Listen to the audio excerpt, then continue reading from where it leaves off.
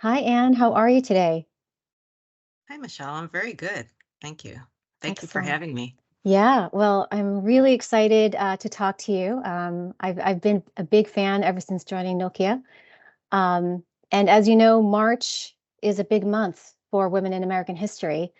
And you, Anne, are a pioneer and have transformed our industry. I know you're also the recipient of the Distinguished Bell Labs Fellow Lifetime Achievement Award. So we are truly talking to someone who understands not just our industry, but also what it is for women and what we've been able to accomplish over, the last several years plus. Um, but I want to know more about you. Can you tell me about where you grew up and what got you so interested in science? Well, sure. So I was born in Toronto, but I grew up in Chicago. And in the US, at least, even today, uh, most Saturday morning TV shows were dedicated to children. So there were lots of cartoons, but there were also many shows on science for kids. And that's how I became interested in science. Those shows were very effective on me. Also, I grew up during the era of America's mission to the moon, and I still remember the 1969 moon landing, and I especially remember the space capsule returning to Earth, that parachute coming down into the ocean. The whole country also was riveted to the TV set.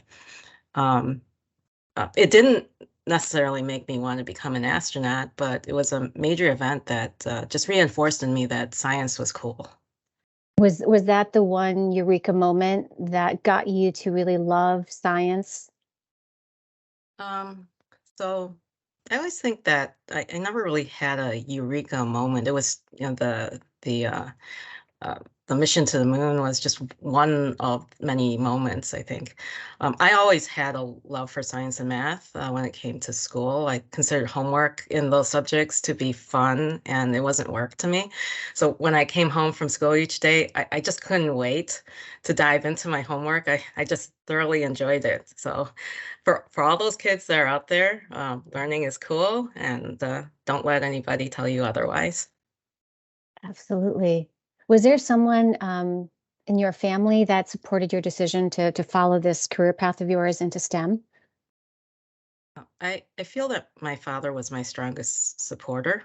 Um, he passed away when I was 14 years old, when I was a freshman in high school, but the memory of his support has never left me.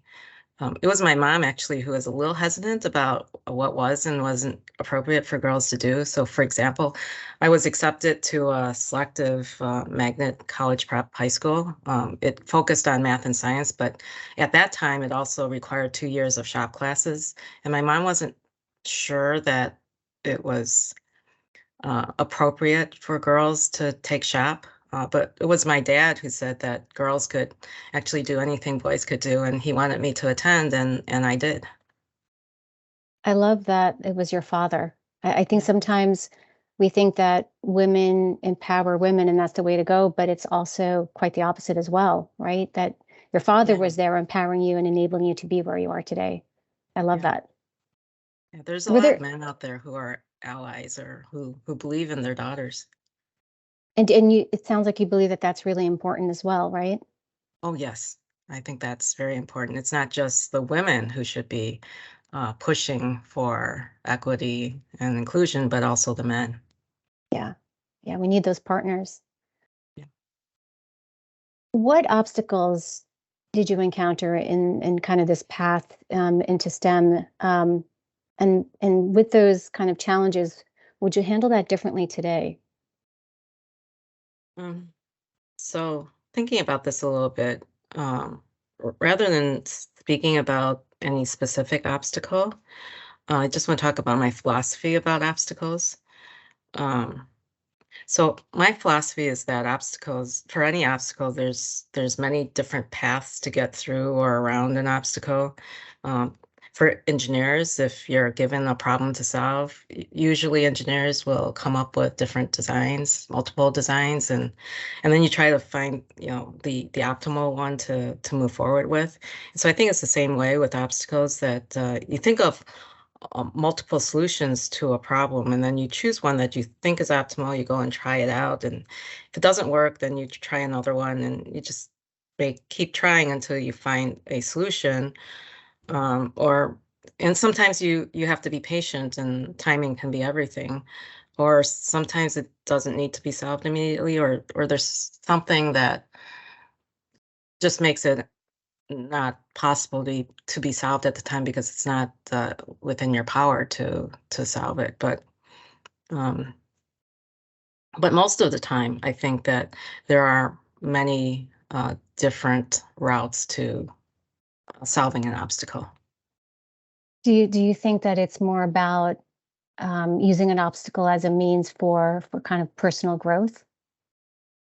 I think that sometimes it can be that an obstacle can be a way to help you grow. At the time, it may be Hmm. painful or difficult, and you really wish you weren't going through it. But looking back, sometimes it's the hard things that help you grow, not the easy things. Yeah, very true. Very true. I like your philosophy. Um, you're talking about your dad, and I think in some cases we identify role models, whether male or female.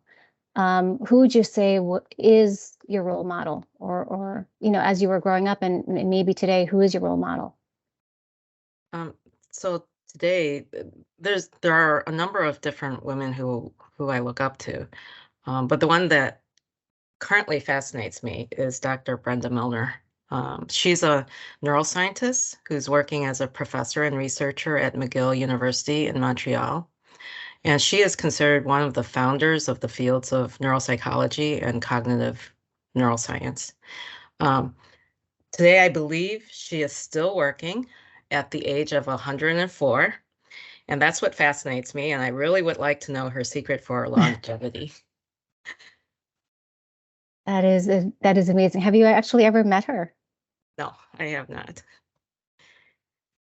I've just That read about her, but it's just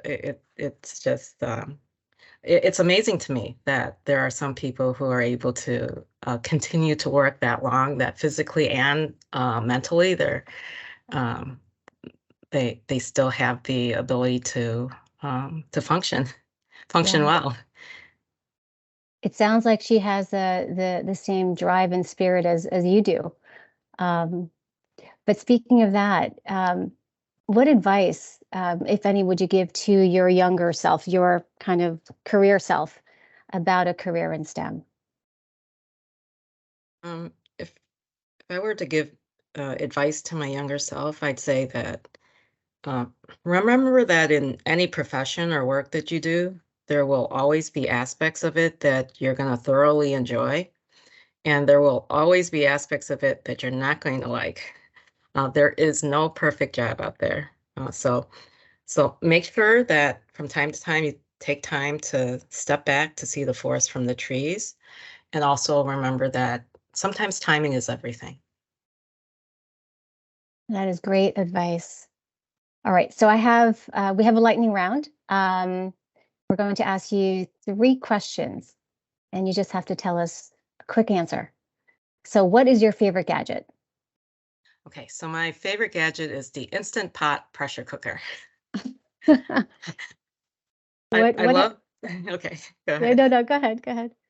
I love being able to just throw ingredients into a pot, let it cook by itself for a couple of hours, and then at the end, you have a whole meal right out of the pot. Sounds like an easy solution and a delicious Yes, one. yes. Okay. What is your hidden talent? So I don't mean to brag, but I think I'm pretty good at making silk flower arrangements. It comes very naturally to me. I think I just took a half hour class from the Park District in Naperville, and from then on, I've been making all kinds of silk flower arrangements, and I think they look pretty good. And I think I'm going to want to take a lesson now. Sure, Okay. anytime. And then the last question is, do you have a favorite comfort food? So there's many dishes that I like, but the one that comes to mind right now is the Thanksgiving gobbler sandwich from Schmaltz Deli. the combination of the tender turkey with the cranberry relish and some stuffing between the two slices of bread, it it just tastes so good. You've painted for me a delicious seeming tasting sandwich. Now I'm ready to run over there, leave New York and go to Chicago to find it. Um, one other question I wanted to just ask you. I think somewhere I've read a little bit about your view on kind of maybe the value of creativity and science. Do you believe Mhm. that like, what is that intersection? And why do you think creativity is so important in the realm of science? So I think from the standpoint of science and engineering, that you can be a really good engineer or scientist if you're logical, but in order to be great, you have to also be creative. And I've heard that, you always hear this um, comparison or these stereotypes about people being either creative or being logical, but not being both. That for some reason there's it isn't possible to be both, but that's not true. It's There's lots of people who can be both creative and logical, and I think in order to be a great engineer or a great scientist, you have to be both. You have to be able to think about different ways in which you can do things, not just how how do things work, but you want to be able to, in order to be able to invent, you have to be creative. Mm. I think that that sounds like your philosophy about just challenges in general, Oh, yes. where, right, that creativity is very much woven into your philosophy and the way that you approach things. Yeah, you need to be creative to find ways to get around obstacles or to solve those obstacles. Yeah, fully agree. There's so much about women having to have enough gusto, having enough almost EQ to Uh-huh. get through, right? And not to get through, but to embrace, ingest, and then allow for any obstacle to come to get through them. But I guess it's like that EQ, and I was just kind of curious, did you employ any of that, like your emotional intelligence, in order to manage some of these, obstacles or challenges?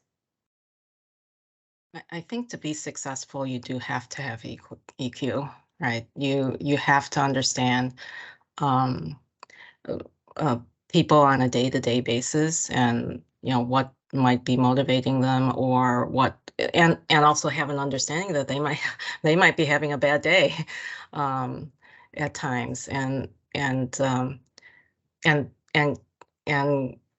um, address problems from that standpoint.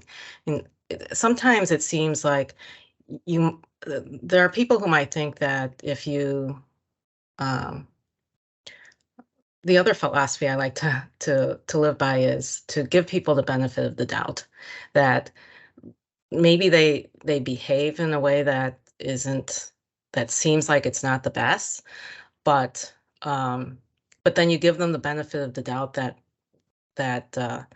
if there's two ways to interpret their behavior, and one is a bad way or a negative way, and the other is a more positive way, then I usually choose the more positive uh, one, even if it might seem like you're being naive, because maybe they really had bad intentions. But I think it just works out better in the long run. I mean, that there's a possibility that, yes, the intentions might have been malicious, but you're just gonna move forward as if it wasn't, as if it was the other interpretation. And usually in the long run, it works out better, I think. At least that's my philosophy in life, that um it's not a matter, my mom has sometimes thought that I could be a little bit of a doormat. um but uh but it's not being really naive. It might be more like being intentionally naive, just so that uh, it works out better in the end. I don't know if that And made sense. it, I believe so. What I hear you saying too is that it's important to drive empathy in any of our business situations. And I think that's actually what's helped you get to this part in your career. That you've been able to surmount so much because of that, because of your empathetic lens to any of the situations that you've ever been faced with. So I see it as a success, and a really wonderful way to look at career and life. Yeah, I think it works better in life. It's hard sometimes because I don't.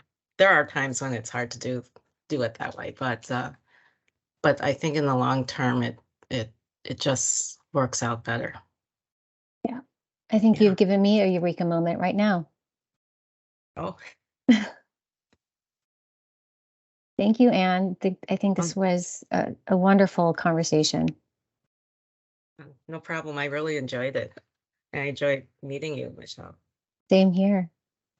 Good to meet you.